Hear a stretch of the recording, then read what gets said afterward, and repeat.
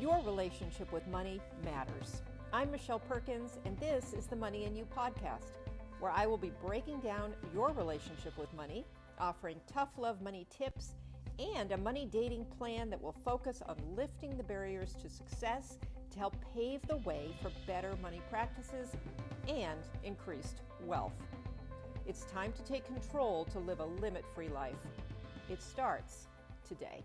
Hello, hello. Welcome to the Money and You show. I'm Michelle Perkins, your host.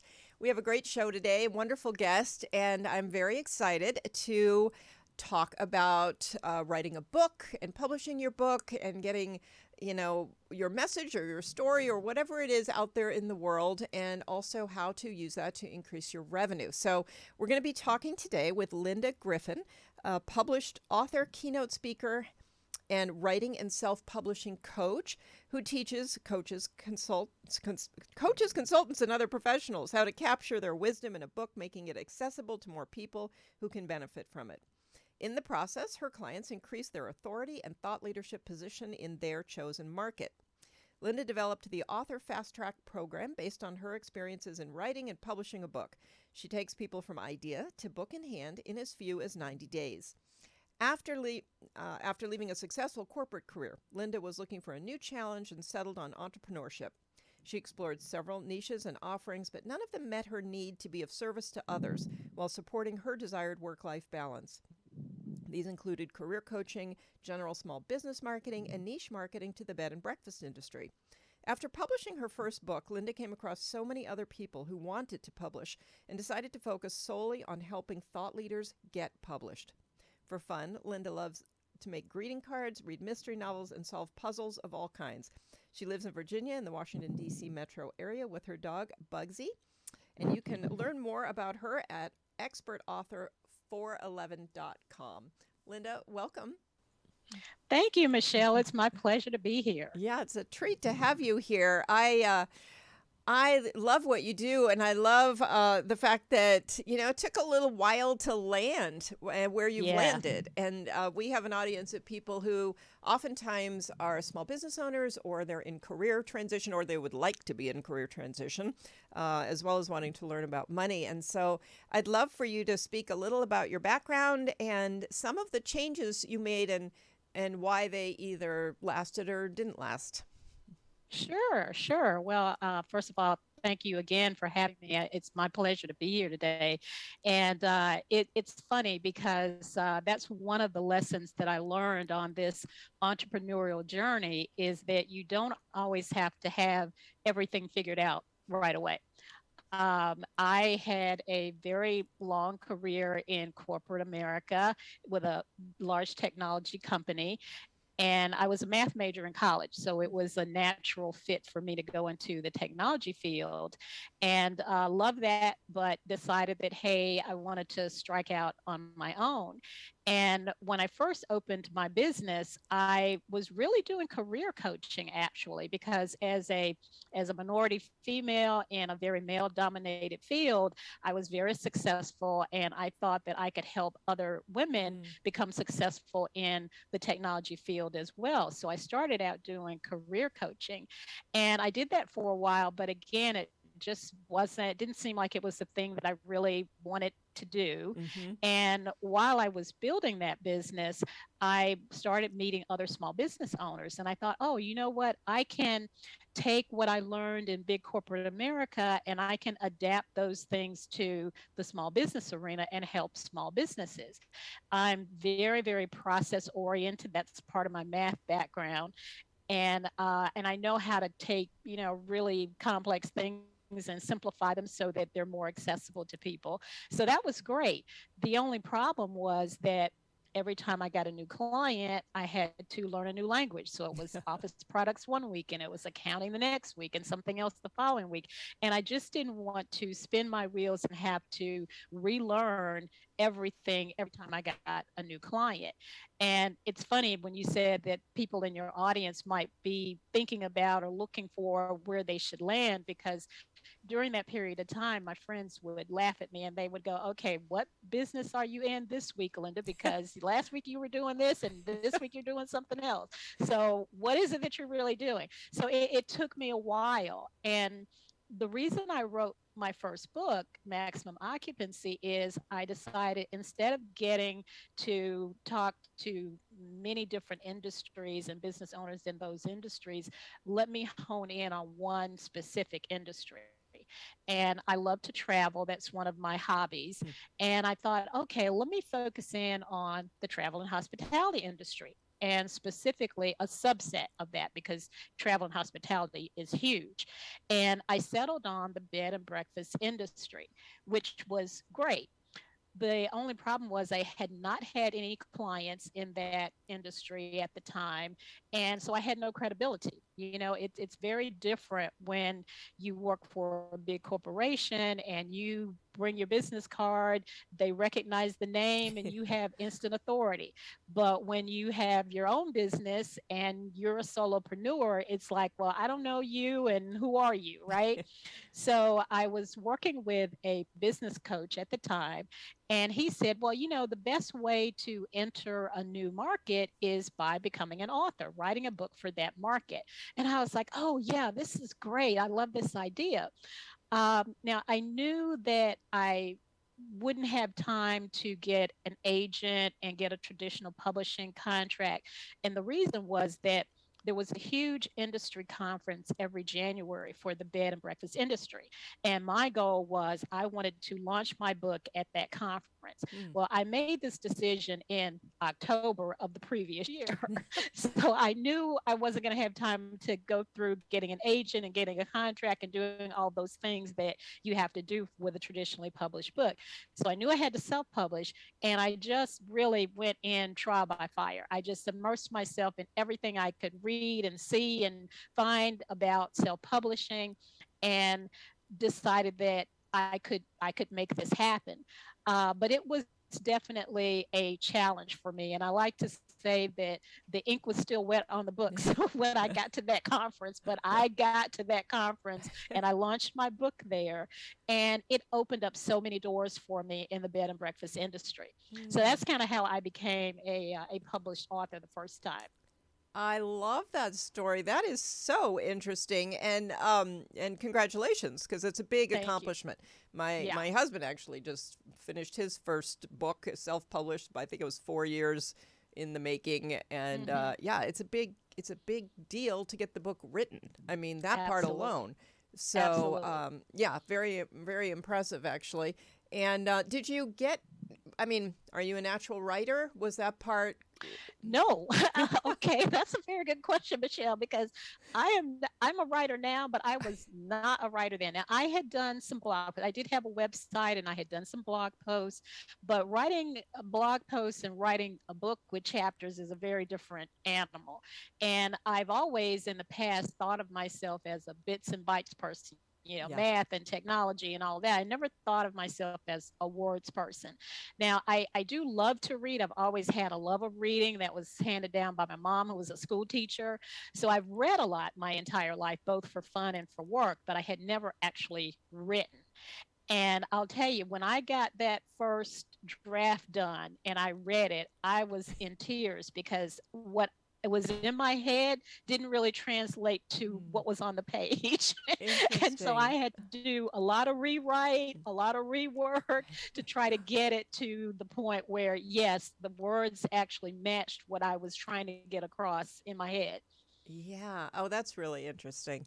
But again, good for you for sticking with it, because that can be a little disconcerting to read it and Oh feel yeah. like you Oh don't yeah. like And it. and I think, for most first time authors, they have the same experience. You have Mhm. all this information that's in your head, and you know what you want to say. Yeah. But when you actually write it out and you read it back as if you were brand new, you're thinking, "Oh, well that you make some assumptions, right, about things Right. that you already know, but the reader doesn't."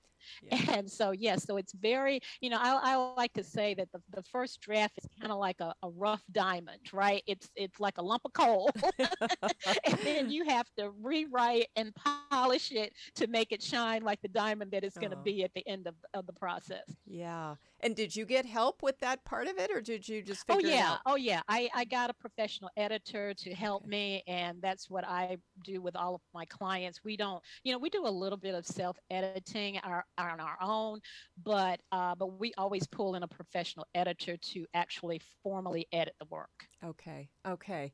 Yeah, that's and so you, I would imagine, had to do a lot of research on the bed and breakfast industry and Yeah. So what I did with the research, because again, remember, I only had 90 days, so I didn't have a lot of time to do research.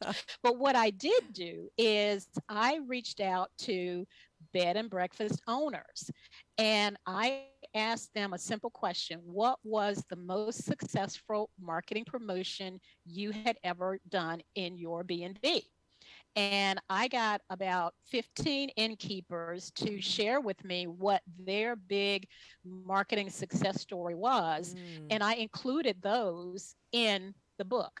So, what I did then is I took my marketing strategies that are, marketing strategies are pretty universal, and I tailored them to the bed and breakfast industry. So, I didn't have to do any research on the marketing part of it, the right. overall strategies and techniques and the rationale. But what I didn't have was great examples. Mm, And by interviewing the innkeepers, that gave me great examples that I could include in the book. And I also included their contact information on a little appendix in the back with their ah. websites. And so if somebody reading the book really wanted to get more detail, they could just go to the resource section in the back of the book and reach out to any one of those innkeepers.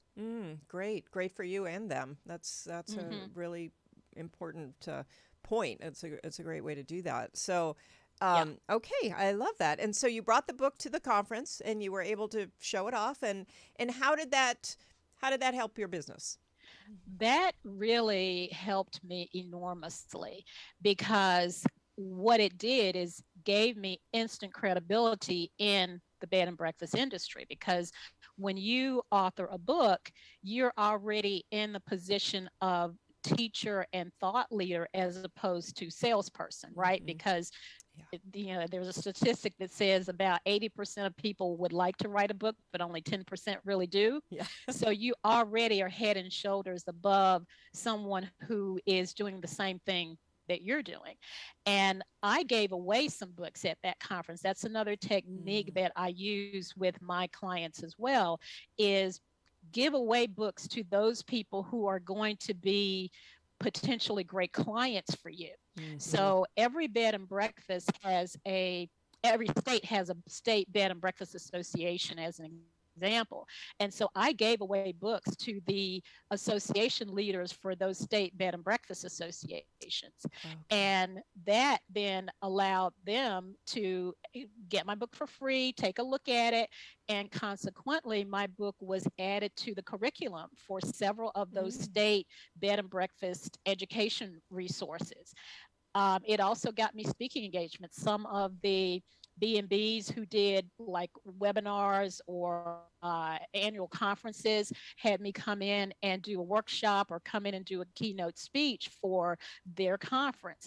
So that book, even though it is, a $20 book, that led to thousands of dollars in consulting and coaching engagements for me. oh, very, very nice. Yeah. And did you so it built some momentum, got you moving. What Mhm. happened? I mean, do you still consult with them, or have you I moved don't. on? I don't. And unfortunately, the cold truth of it is that that particular segment of the travel and hospitality industry, and this was before COVID, Mm, they run on very thin margins. Most of them are, like a couple perhaps that are running the bed and breakfast, and usually they don't have a lot of marketing dollars to spend. okay. And so what I found is that they didn't have the budget to be able to hire me on a consistent enough basis that it made sense for me financially. Right. So I ended up having to move away from that industry. But at the same time, while that was happening and I was trying to make that decision, people started asking me how I wrote my book. How'd you get that first book written? And so I started gradually helping other people, other business owners, coaches, consultants to get their books published as well. And I just fell in love with it. Mm. So, when you say, well, you kind of bounced around a lot, Linda, you did a lot of other things. I really felt like I found my calling by helping other people get their messages out. And this way, I can help them with all of the other stuff around getting a book published, and they can focus on the piece that only they can do, which is get the knowledge out. Hmm. Oh, I love that you mentioned finding your calling.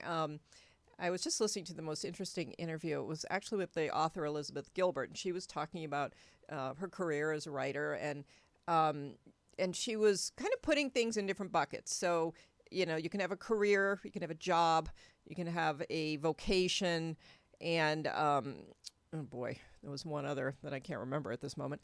But it was so interesting, and this idea that not everybody needs a career. Some people can have it just a job to make money and do Right. something else that they love. It expanded my mind because I'm a little bit on that platform about, you should love your work and build a career that you love. And so I found it really interesting. But one thing that she was talking about with respect to finding your calling is, that's the thing that you just want to do regardless of money, regardless. It just feels like you were meant to do that thing. And so Right. sometimes it can also be the thing that makes you money, but not always. And I like the way you described it because it's also not something, when you hear about a calling, it almost seems like you must have been born knowing what that is, but that's not Right. necessarily true. Sometimes Right.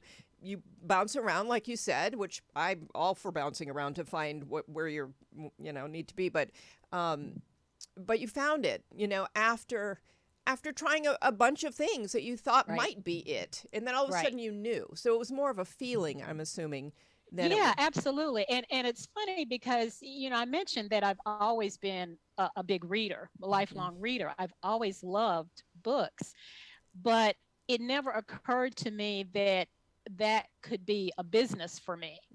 People that Mm-hmm. I knew that read books were either English majors, and they were teachers, or they were something to do in the book business, but not what I do. Yeah. And I didn't even know that book coaching existed, a couple of Mm-hmm. years ago. It wasn't until after I was already doing book coaching that I Right. realized that there were other people just like me who also did book coaching. So it's quite interesting. And for me, as you said, the satisfaction is more so in getting the knowledge out into the world, because my view is that all of us have knowledge, and it doesn't have to be business knowledge. It can be knowledge about games, or it can be knowledge about crocheting, or it can be Mm-hmm. knowledge about gardening, or something like that. That could be, as you said, either your vocation, your avocation, your hobby. Mm-hmm. But regardless, there are people out there that can benefit from that knowledge, right? And some people, my business is called Expert Author. Some people balk at that. Well, I'm not really an expert, but expert is really a continuum. You could be on a scale of 1 to 10, you could be at a level 5 as an expert, but there's always people at a level 0 or a level Mm-hmm. 1 that you could help. And there's many people who might want a beginner's book. I mean, think about the success of the dummies books, Yeah. right?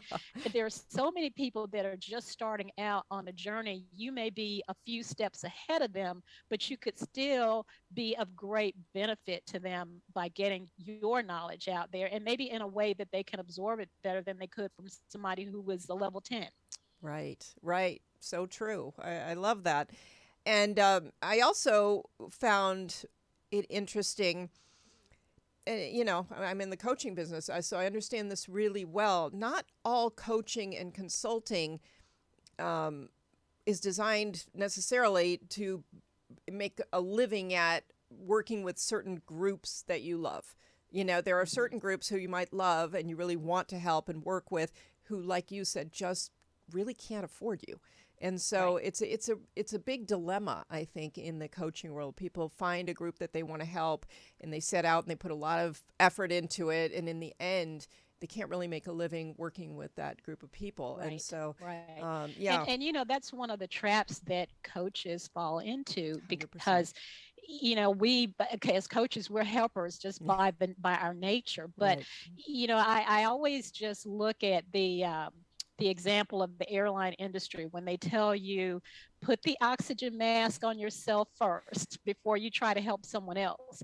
So if you're not making a living doing the thing that you're doing, how can you possibly help someone else? You've got to have at least a basis. You may not be a millionaire, but you've got to have that basic comfort level that you can survive before you can help some other people.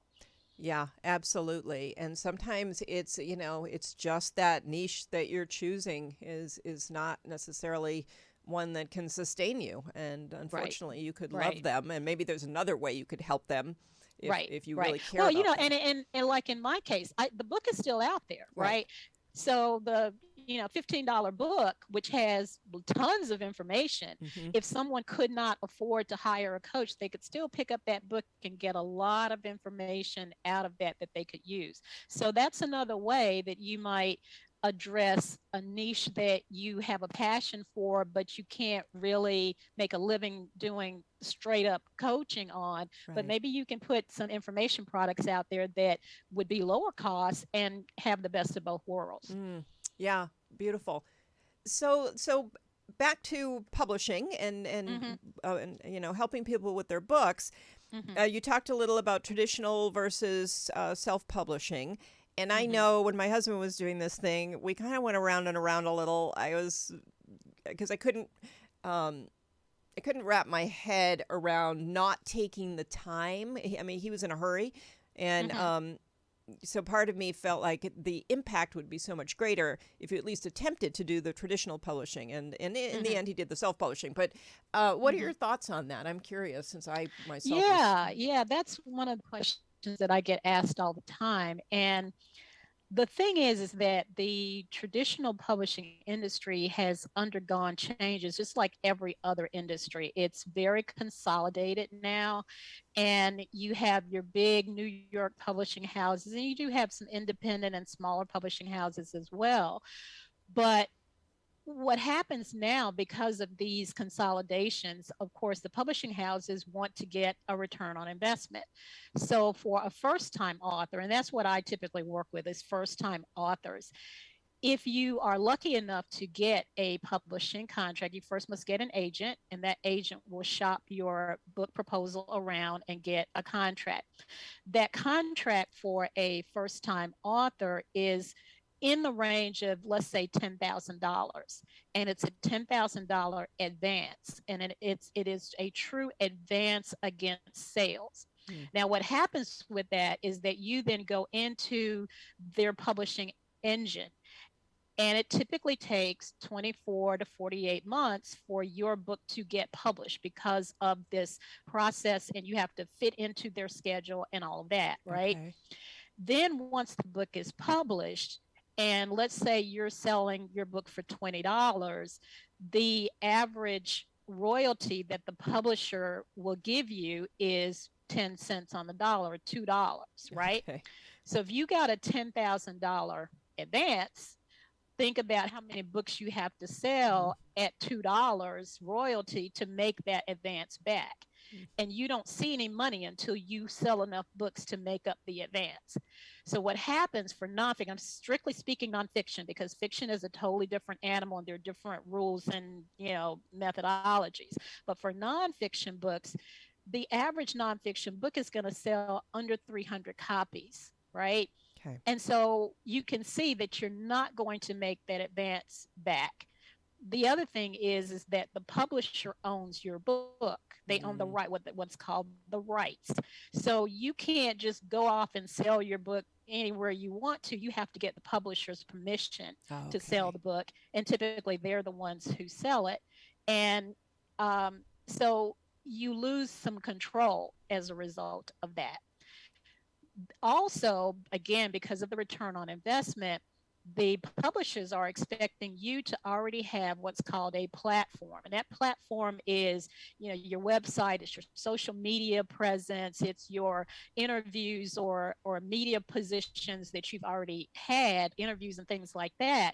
Because again, if they're going to put their money behind you, they want to make sure that it's going to be a success. Mm. So what happens is that the author ends up taking on a lot of the marketing work because they have to have, Facebook fans and, other social media followers, and they should have publicity already out there, and they should have a really strong website. So the advantage to self-publishing, which is why I honed in on that, is for a couple of reasons. One is you have control of the schedule. You can get it done a lot faster. So you saw that I got my book done in 90 days. My second book was done in 90 days also. Mm. Realistically, most of my clients take about 6 months to get their books done, but that's still a lot faster than 2 years, Yeah. which is the average for traditional publishing. Also, with self publishing, you retain the rights to the book, right? So you can do whatever you want to do with it. You determine the pricing, you determine the content. No one tells you what the chapters should look like. And so you have control over that. And yes, you have to do the marketing, but as I said, you're going to have to do the marketing anyway, even with a traditional publisher. So there's a lot of advantages in speed and control when you self publish, but it's not mutually exclusive. There are people who first self publish and then go on to get traditional publishing contracts after the book has become successful. I think one of the more recent ones is the Marie Kondo with the Art of Tidying Up. That was a really popular book, Right. and I believe it was self-published originally, and then after it became successful, she was picked up by a traditional publishing house and republished. So it's not an either or situation where if you self-publish, you can never get your book published by a traditional publisher, because you really can. But you can get it done faster with more control, and you actually keep more money in your pocket, because if you use one of the online retail sites such as Amazon, your royalty is more like 60 cents on the dollar. Okay. And so you're automatically getting more money in your pocket. And then also you have the ability to purchase your books at the author cost. And again, for an average nonfiction book, you're going to spend maybe $5 to get the copy printed as the author. Mm. So when you think about this, that conference that I went to, Mm-hmm. I could have gotten 100 books printed at $5 a book, and then I could sell the book at the conference for $15, right? Mm-hmm. So I am not limited to the amount of money that I can make, because I can now take my book to more places and I have control over that. Super interesting. Okay. Yeah, that's fascinating. That was a lot Yeah. of really great information. Um, when you self-publish, I think it's Mm-hmm. fascinating that you can go from self-publishing to the traditional publishing. I didn't know that. Mm-hmm. What about, is Amazon available to every author? I mean, is that just a place that everybody can? Yeah, it's available to anyone. Amazon is, totally open. And now, there's good news and bad news to that, Michelle, Yeah. because it's open to everyone. There are a lot of bad books out there, right? Yeah. Because you can get your book published. Amazon does have quality control, and they've gotten much better than they used to be about rejecting books that are not edited well and things like that. But, Okay. but you still can get books that are edited well, but the content isn't great, right? Okay. Right. But the advantages is that Amazon is the biggest bookstore in the world. So you as an author, you create what's called an author account. It's a separate section of Amazon. It's not the regular shopping Amazon. You create your account, and you're able to load your books, your cover and the inside of your book. You load those files into Amazon. You establish the pricing and all of that, and then your book goes live on Amazon, and it's sold there. And as an author, what you want to do is you want to place it into the best categories, right, where people can find you. right? So that when someone's searching on Amazon for a specific topic, let's just say parenting, that your book is going to come up in that search engine. And the Hmm. way that you do that is by putting your book into the right categories for the audience for your book. But yeah, it's definitely available to anyone. There's no restrictions as to who can create an author account. Okay, interesting. And then what about bookstores? What about Barnes and Noble? Can you take your self-published book and have it sold there? You can. Now, the thing with Amazon, there's, and it's too much to go Yeah. into on today's call, Michelle, but there is one disadvantage to publishing on Amazon, and that is if you use their ISBN. What at ISBN is like a serial number for your book, right? Hmm. And so some author, and Amazon has a couple of different levels, one of which is free. So some people will say, okay, I don't want to spend the money to buy it on my own. I'll use the Amazon ISBN. Well, that identifies Amazon as the publisher. And you can imagine that Barnes and Nobles is not going to want to sell a book that has Amazon as the publisher, right? Because they're direct competitors. The way that you avoid that is by purchasing the ISBN yourself so that you become the publisher. Like my books are published under my company name, which is Grassroots Marketing. And that way I own the ISBN. So Barnes and Nobles wants to purchase my book, they can just order it from using the ISBN that is attached to that book with my company as the publisher. So that's the only drawback to Amazon. Now, I do also use what's called Ingram Spark.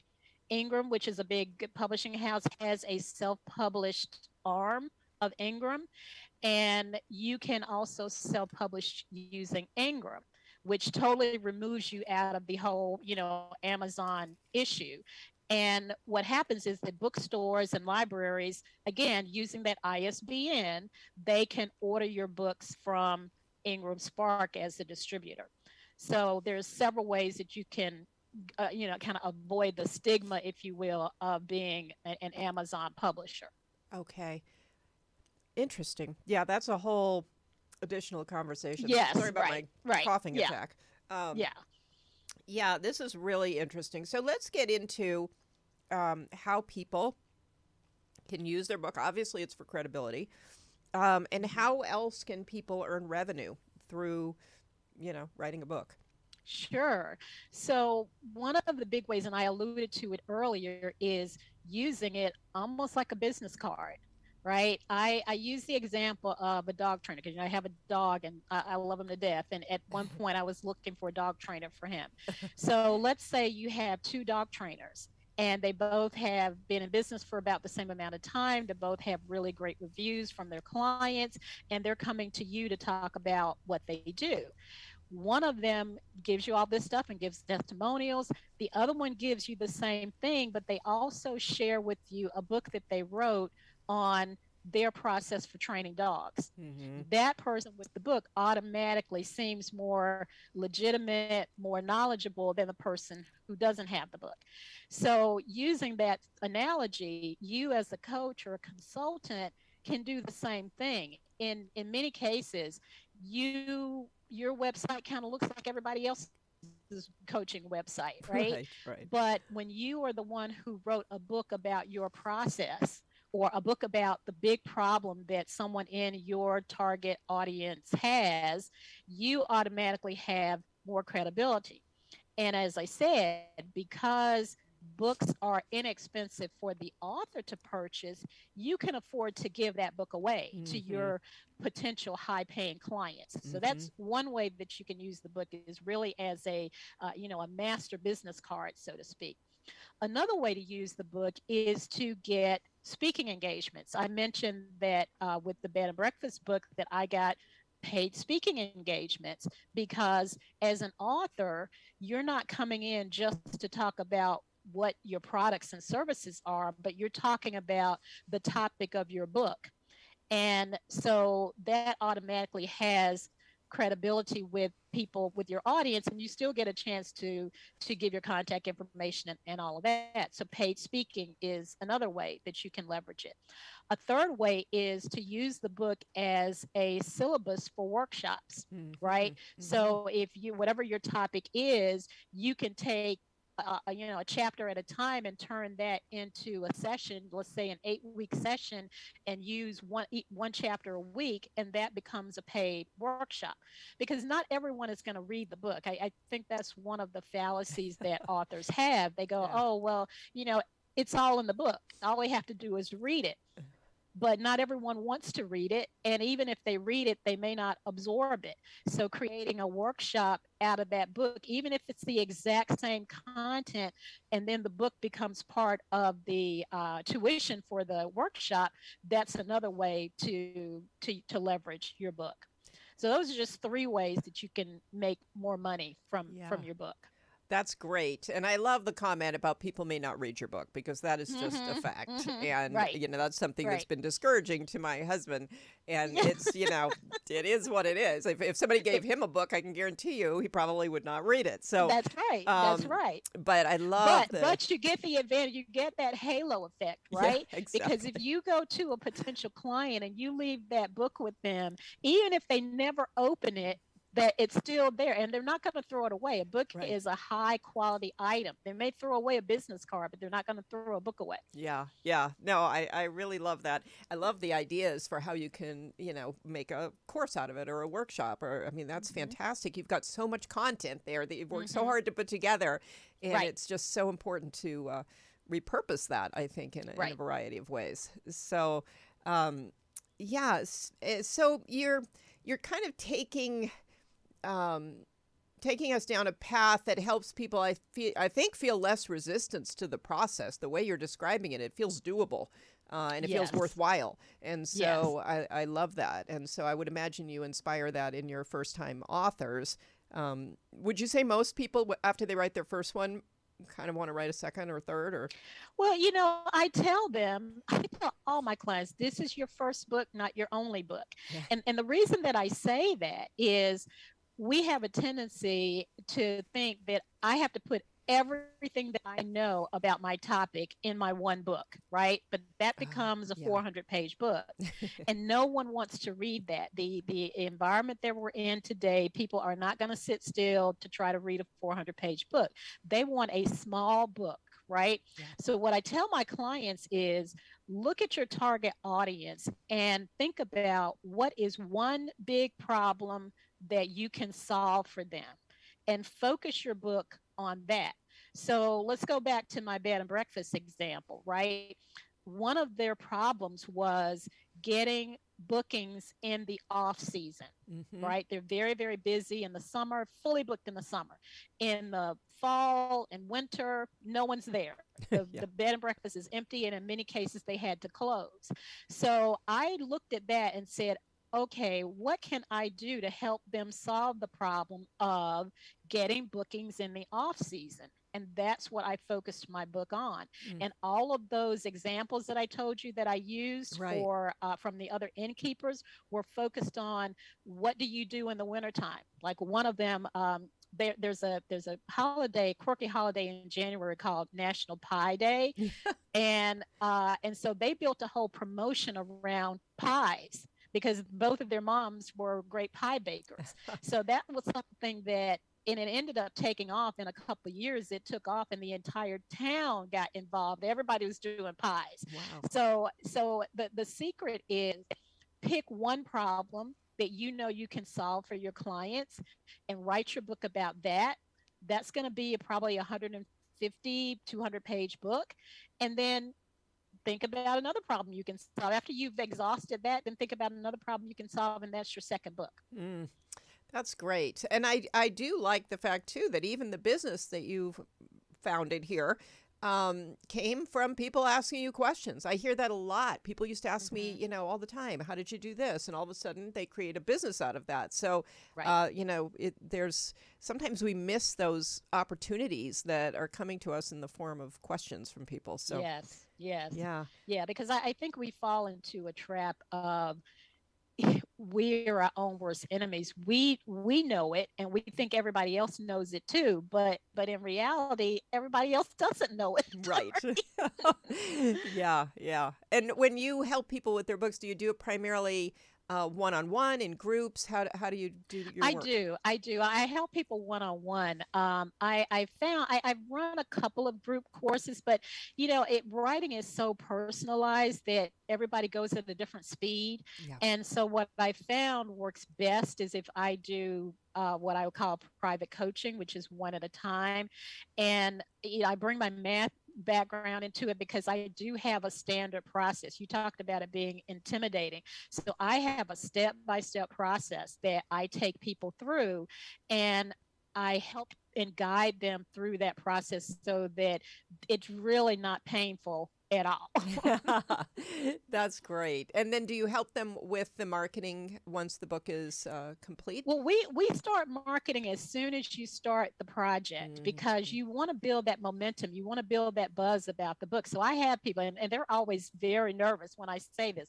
Change your LinkedIn profile and say author of the upcoming book and then your book Yeah. title, right? So Yeah. start Yeah. talking about it immediately. So I have people post on social media. I have them, if they have a newsletter, I have them send it out an email all along the way. That way people are waiting for the book to come out. And I said, look at the movie industry. When a big Hmm. blockbuster is coming out, they start talking about it 2 years ahead of time, even though they don't have anything but the draft of the storyline. So we can do the same thing with our books as well.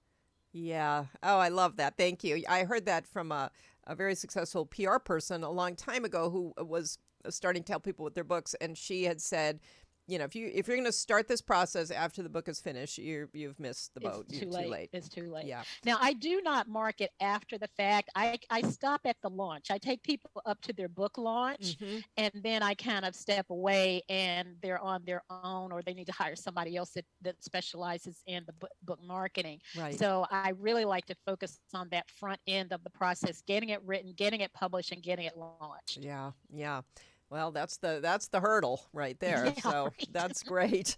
Well, Linda, thank you so much. This has been so interesting, and I hope people can see how valuable it is in terms of revenue and increasing your income in whatever business or position you find yourself in. Um, but also just kind of the fulfillment and the that Yes. that feeling that you really do, I think, in a lot of sense, build your expertise and can talk about being an expert in something once you've written a book. Right. There is a lot That's that goes right. into it. So yeah, Absolutely. fabulous. Thank you. And would you tell people how they can get a hold of you? Yeah, absolutely. And in fact, I have a free gift for people who are Yes. trying to get started with this. It's a workbook that takes them through the first few steps of the book writing process. And they can get that at expert author 411, the number 411.com/gift, GIFT. And then that will get them a bunch of information, and it'll also has my contact information, all that in it as well. Wonderful. That's great. Thank you so much. That's a great gift. I Hmm. hope people will take advantage of that. So go to expert author 411 slash gift or .com slash gift. Dot com, dot com .com forward slash gift. slash gift. Okay. Wonderful. That's terrific. Thank you. I hope people are inspired to write a book. I think it is an absolutely excellent way to market your business or whatever you happen to be trying to get out there in the world. And I've been to many, many conferences where people have said the same thing. And so I think Yeah. that it's a really powerful tool. And you found it to be, I mean, you've proven it out. Yeah. So thank you so much. And thank you, audience, for being here today. We love having you at the Money and You Show. Please contact Linda if you have any inclinations toward writing a book, and check out her free gift on her website, expert author 411.com//gift. And Thank you. yeah, thank you. It was a pleasure having you. And I think people can easily see how dedicated you are to this and how talented you are. And so, yeah, it's great to have people on who, can really assist people get into some new areas, things that maybe have been on their bucket list or been a dream of theirs, but, it Yes. does take help to do something like this. Yes, that's right. Yeah. That's right. Well, it was my pleasure, Michelle. Thank you so much for having me. Thank you. And thank you, audience. We love having you here. So you can find us on the Money and You show every Monday at 7 on ubngo.com. And thank you, UBN Go, for broadcasting the show for us. And you can find us on all the podcast platforms. You can also find us on the Limit Free Life YouTube channel, Limit Free Life Facebook page, and anywhere you can find podcasts. We will be there. And I'd love for you to subscribe, leave a review, and we will see you next week. Thanks so much.